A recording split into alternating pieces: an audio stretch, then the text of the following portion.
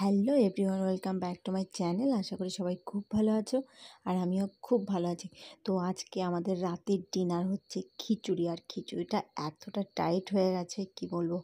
আর রয়েছে তার সাথে আলুর দম। তো দুটোই টাইট হয়ে গেছে যেহেতু আমি অনেক আগে এটা বানিয়ে রেখেছিলাম তার জন্য।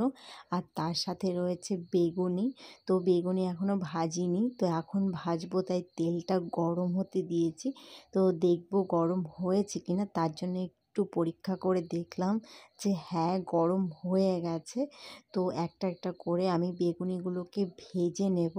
তো এমা, বেগুনিটা দেওয়ার সাথে সাথে বেগুনের থেকে সব মানে কি বলবো সব ছড়িয়ে ছিটিয়ে পুরো ওগুলো কি বলে ঝুরি ভাজার মতো বেসনগুলো আলাদা হয়ে গেছে। তো আমি ভাবলাম বাবা, শুধু বেগুনটাই থাকবে আর বেসনগুলো আলাদা হয়ে গেছে, এটা খেতে কীরকম হবে, মানে কীরকম বেগুনি হবে। তো যাই হোক, এত কিছু ভেবে তারপর আমি দুটো করে একসাথে ভেজে নিচ্ছি, কারণ জায়গা যেহেতু আছে তো আমি একটু ভেজে নিচ্ছি। তো আমি বুঝতে পারছি না এইভাবে কেন আলাদা হয়ে গেছে, কীরকম লাগবে খেতে আমি জানি না।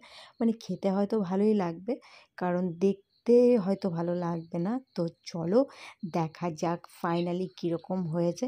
তো এই তো ঝুরি ভাজাগুলো সাইডে রয়েছে, এটা খেতেও খুব ভালো লাগবে। সবসময় জিমি রান্নার সময় আমার সাথেই থাকে। তো দেখতে পাচ্ছ ও এখানে বসে রয়েছে একটা কারণেই, ও দেখেছে বেগুনিগুলো, সেগুলো খাওয়ার জন্য এরম করছে। এটা কি ঠিক? ও এইভাবেই এইসব খাওয়ার জন্য পাগল হয়ে যায়। মানে নিজের খাবারটা খাবে না, শুধু অন্যের খাবার খাবে। তেলে ভাজা খেতে খুব ভালোবাসে।